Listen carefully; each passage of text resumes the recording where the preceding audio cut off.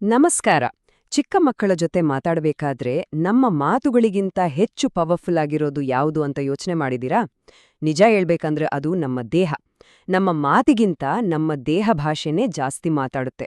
So, ನಮ್ಮ ದೈಹಿಕ ಉಪಸ್ಥಿತಿ ಒಂದು ಮಗುವಿನ ಮೇಲೆ ಎಂಥ ಪರಿಣಾಮ ಬೀರಬಹುದು ಅನ್ನೋದನ್ನ ಈ ವಿಶ್ಲೇಷಣೆಯಲ್ಲಿ ನಾವು ಡೀಪಾಗಿ ನೋಡೋಣ ಬನ್ನಿ. ಒಂದು ಕ್ಷಣ ಯೋಚ್ನೆ ಮಾಡಿ.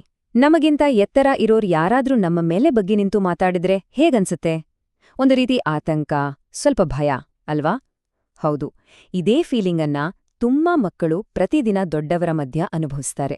ಇದು ಕೇವಲ ಹೈಟ್ನ ಪ್ರಶ್ನೆಯಲ್ಲ, ಇದು ಪವರ್ ಗ್ಯಾಪ್ ಅಂದ್ರೆ ಅಧಿಕಾರದ ಅಂತರದ ಪ್ರಶ್ನೆ. ನೋಡಿ, ಪ್ರೀಸ್ಕೂಲ್ನಲ್ಲಿ ಅಂದ್ರೆ ಶಾಲಾಪೂರ್ವ ಶಿಕ್ಷಣದಲ್ಲಿ ದೊಡ್ಡವರು ಮತ್ತು ಮಕ್ಕಳ ನಡುವೆ ಇರುವ ಆ ಫಿಸಿಕಲ್ ಗ್ಯಾಪ್, ಆ ಅಂತರ ಇದೆಯಲ್ಲ, ಅದು ಬರೀ ಖಾಲಿ ಜಾಗ ಅಲ್ಲ. ಅದು ಒಂದು ರೀತಿ ಕಾಣದ ಗೋಡೆ ಇದ್ದಾಗೆ, ಒಂದು ಇಮೋಷನಲ್ ಗೋಡೆ. ಇದು ಮಕ್ಕಳ ಕಲಿಕೆ ಮತ್ತು ನಮ್ಮ ಜೊತೆಗಿನ ಸಂಪರ್ಕಕ್ಕೆ ಅಡ್ಡ ಬರುತ್ತೆ. ಮಕ್ಕಳಿಗೆ ಈ ಅಂತರದಿಂದ ತಕ್ಷಣಕ್ಕೆ ಅನ್ಸೇಫ್ ಅನ್ಸೋಕೆ ಶುರುವಾಗುತ್ತೆ. ಇದು ಇವತ್ತಿನ ನಮ್ಮ ಇಡೀ ಚರ್ಚೆಯ ಅತ್ಯಂತ ಪ್ರಮುಖವಾದ ಪಾಯಿಂಟ್. ಮಕ್ಕಳು ಮಾತು ಕಲಿಯೋಕ್ಕೂ ಮುಂಚೆನೇ ಬಾಡಿ ಲ್ಯಾಂಗ್ವೇಜ್ ಅರ್ಥ ಮಾಡ್ಕೋತಾರೆ. ನಮ್ಮ ದೇಹ ಭಾಷೆನೇ ಸರಿಯಿಲ್ಲ ಅಂದ್ರೆ ನಾವು ಆಡೋ ಮಾತುಗಳಿಗೆ ಬೆಲೆನೇ ಇರೋದಿಲ್ಲ ಅಲ್ವಾ? ನಮ್ಮ ಮಾತು ಎಷ್ಟೇ ಸ್ವೀಟ್ ಆಗಿದ್ರೂ ನಮ್ಮ ಬಾಡಿ ಬೇರೇನೋ ಹೇಳ್ತಿದ್ರೆ ಮಕ್ಕಳು ನಂಬೋದು ನಮ್ಮ ದೇಹವನ್ನೇ, ನಮ್ಮ ಮಾತನ್ನಲ್ಲ. ಹಾಗಾದ್ರೆ ಈ ಅಂತರ ಮತ್ತೆ ಭಯದ ಗೋಡೆಯನ್ನ ಒಡೆಯೋದ್ ಹೇಗೆ? ಅದಕ್ಕಿರೋ ಪರಿಹಾರ ಏನು? ಉತ್ತರ ತುಂಬಾನೇ ಸಿಂಪಲ್ ಆದ್ರೆ ಪವರ್ಫುಲ್. ಅದನ್ನೇ ಫ್ಲೋರ್ ಕಲ್ಚರ್ ಅಂತ ಕರೆಯೋದು. ಬನ್ನಿ, ಏನಿದು ಅಂತ ನೋಡೋಣ. ಸೊ, ಫ್ಲೋ ಕಲ್ಚರ್ ಅಂದ್ರೆ ಏನು? ಸಿಂಪಲ್ ಆಗಿ ಹೇಳೋದಾದ್ರೆ, ಟೀಚರ್ಸ್ ಮತ್ತೆ ಮಕ್ಕಳು ಒಂದೇ ಫಿಸಿಕಲ್ ಲೆವೆಲ್ ಅಂದ್ರೆ ಒಂದೇ ಮಟ್ಟದಲ್ಲಿರೋದು.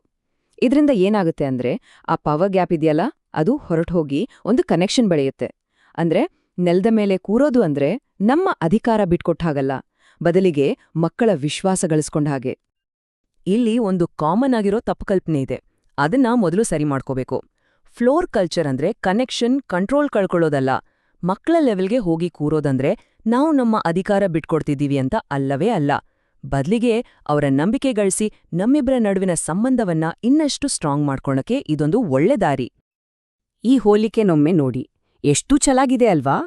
ನಮ್ಮ ಫ್ರೆಂಡ್ ಜೊತೆ ಮಾತಾಡ್ಬೇಕಾದ್ರೆ ನಾವು ಅಕ್ಕಪಕ್ಕ ಕೂತು ಮಾತಾಡ್ತೀವಿ.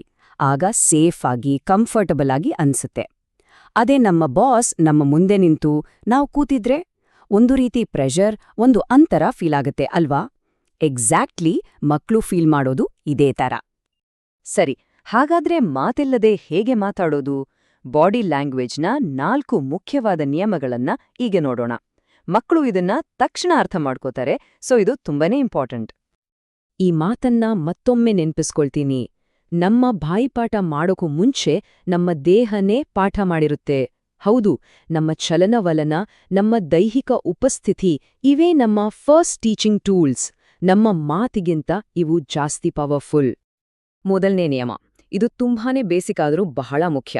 ಅದೇ ಐ ಲೆವೆಲ್ ಅಂದ್ರೆ ಕಣ್ಣಿನ ಮಟ್ಟ. ಟೀಚರ್ ಅಥವಾ ಪೇರೆಂಟ್ಸ್ ಯಾರೇ ಆಗ್ಲಿ ಬಗ್ಗಿ ಅಥವಾ ಕೆಳಗೆ ಕೂತು ಮಕ್ಕಳ ಕಣ್ಣಿನ ಮಟ್ಟಕ್ಕೆ ಬಂದಾಗ ಆ ಮಗುವಿಗೆ ಹೇಗನ್ಸುತ್ತೆ ಗೊತ್ತಾ? ಓ, ಇವ್ರು ನನ್ನನ್ನ ನೋಡ್ತಿದ್ದಾರೆ, ನಾನಿವ್ರಿಗೆ ಮುಖ್ಯ ಅನ್ನೋ ಒಂದು ಫೀಲಿಂಗ್ ಬರುತ್ತೆ. ಇದು ಅವ್ರಿಗೆ ಸೇಫ್ಟಿ ಕೊಡುತ್ತೆ. ಇದು ಸೈಕಲಾಜಿಕಲಿ ತುಂಬಾನೇ ಇಂಪಾರ್ಟೆಂಟ್. ಓಕೆ, ಎರಡನೇ ನಿಯಮ, ನಮ್ಮ ಕೈಗಳು. ನಾವು ಕೈಗಳನ್ನ ಹೇಗೆ ಬಳಸ್ತೀವಿ ಅನ್ನೋದು ಕೂಡ ಅಷ್ಟೇ ಪವರ್ಫುಲ್. ಈ 2 ಚಿತ್ರಗಳನ್ನ ನೋಡಿ. ನಾವು ಬೆರಳು ತೋರಿಸಿ ಮಾತಾಡಿದ್ರೆ ಅದು ಬೆದರಿಕೆ ಹಾಕಿದ ಹಾಗೆ, ಮಕ್ಕಳು ಅದನ್ನ ನೋಡಿ ಹೆದರಿಕೋತಾರೆ. ಆದ್ರೆ ನಮ್ಮ ಅಂಗೈಯನ್ನ ತೆರೆದು ತೋರಿಸಿದ್ರೆ ಅದು ಬಾ ಅಂತ ಕರೆಯೋ ಥರ ಒಂದು ಆಹ್ವಾನದ ಹಾಗೆ ಇರುತ್ತೆ. ಇದು ಮಕ್ಕಳಲ್ಲಿ ನಂಬಿಕೆ, ವಿಶ್ವಾಸವನ್ನ ಬೆಳೆಸುತ್ತೆ. ಈಗ 3ನೇ ನಿಯಮಕ್ಕೆ ಬರೋಣ.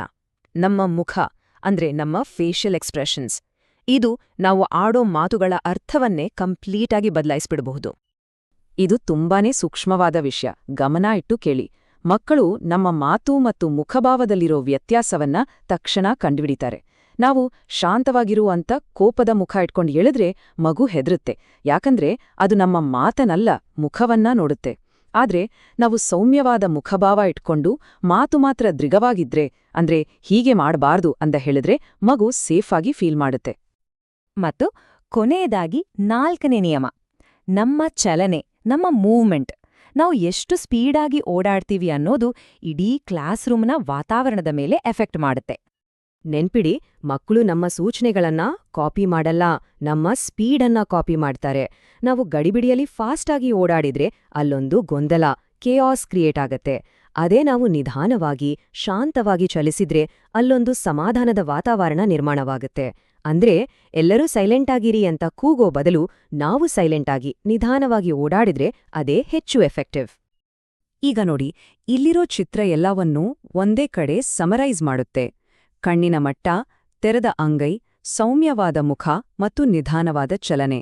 ಈ ನಾಲ್ಕೂ ಸೇರಿದಾಗ ಒಂದೇ ಒಂದು ಮಾತಾಳ್ದೆ ನಾವು ಮಕ್ಕಳಲ್ಲಿ ಸೇಫ್ಟಿ ಮತ್ತು ಟ್ರಸ್ಟ್ ಅನ್ನ ಹೇಗೆ ಬಿಲ್ಡ್ ಮಾಡಬಹುದು ಅನ್ನೋದಕ್ಕೆ ಇದೊಂದು ಪರ್ಫೆಕ್ಟ್ ಉದಾಹರಣೆ. ನಮ್ಮ ಗುರಿ ಇಷ್ಟೇ. ಸರಿ, ಈಗ ನಾವು ಮಾಡಬಾರದ ತಪ್ಪುಗಳ ಬಗ್ಗೆ ನೋಡೋಣ. ನಮ್ಗೆ ಗೊತ್ತಿಲ್ಲದ ಹಾಗೆ ನಾವು ಹೇಗೆ ಆ ಕನೆಕ್ಷನ್ ಗೋಡೆಯನ್ನ ಮತ್ತೆ ಕಟ್ಟುಬಿಡ್ತೀವಿ ಅನ್ನೋದನ್ನ ನೋಡೋಣ. ಈ ಲಿಸ್ಟ್ ನೋಡಿ, ಒಂದೊಂದಾಗಿ ಯೋಚನೆ ಮಾಡೋಣ. ನಿಂತ್ಕೊಂಡೇ ಇನ್ಸ್ಟ್ರಕ್ಷನ್ಸ್ ಕೊಡೋದು, ಎಲ್ಲೋ ದೂರದಲ್ಲಿ ನಿಂತು ಮಾತಾಡೋದು, ಮಗುವಿನ ಮೇಲೆ ಬಗ್ಗಿ ನಿಂತು ಅವ್ರನ್ನ ಸರಿಪಡಿಸೋಕ್ ನೋಡೋದು, ರೂಮ್ನ ಆ ಕಡೆಯಿಂದ ಈ ಕಡೆಗೆ ಮಗುವನ್ನ ಕೂಗೋದು. ಇದೆಲ್ಲ ಏನ್ ಮಾಡತ್ತೆ? ಆ ಪವರ್ ಗ್ಯಾಪನ್ನ ಇನ್ನಷ್ಟು ದೊಡ್ಡದು ಮಾಡತ್ತೆ. ಇಲ್ಲಿರೋ ಅತಿ ಮುಖ್ಯವಾದ ವಿಷಯ ಏನಂದ್ರೆ, ಈ ಎಲ್ಲಾ ತಪ್ಪುಗಳಿಂದ ಮಕ್ಕಳಿಗೆ ಶಿಸ್ತು ಬರೋದಿಲ್ಲ, ಭಯ ಬರುತ್ತೆ. ನಾವು ಶಿಸ್ತು ಕಲಿಸೋಕ್ ಹೋಗಿ ಭಯವನ್ನೇ ಸೃಷ್ಟಿ ಮಾಡಿಬಿಡ್ತೀವಿ. ಒಂದು ಮಾತಂತೂ ಸತ್ಯ, ಎಲ್ಲಿ ಭಯ ಇರುತ್ತೋ ಅಲ್ಲಿ ಕಲಿಕೆ ಇರೋದಿಲ್ಲ. ಸರಿ, ನಾವೀಗ ಕೊನೆ ಭಾಗಕ್ಕೆ ಬಂದಿದ್ದೀವಿ.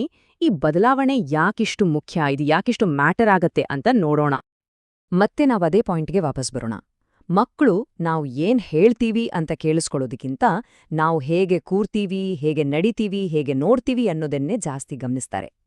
ಅವರ ಪಾಲಿಗೆ ನಮ್ಮ ಮಾತಿಗಿಂತ ನಮ್ಮ ಆಕ್ಷನ್ಸ್ಗಳೇ ದೊಡ್ಡ ಪಾಠ. ಈ ಒಂದು ಅದ್ಭುತ ಮಾತಿನೊಂದಿಗೆ ಇವತ್ತಿನ ಈ ವಿಶ್ಲೇಷಣೆಯನ್ನ ಮುಗಿಸೋಣ. ಟೀಚರ್ ಕೆಳಗೆ ಬಂದಾಗ ಮಗು ಮೇಲೆ ಏರುತ್ತದೆ. ಎಷ್ಟು ಅರ್ಥಗರ್ಭಿತವಾಗಿದೆ ಅಲ್ವಾ?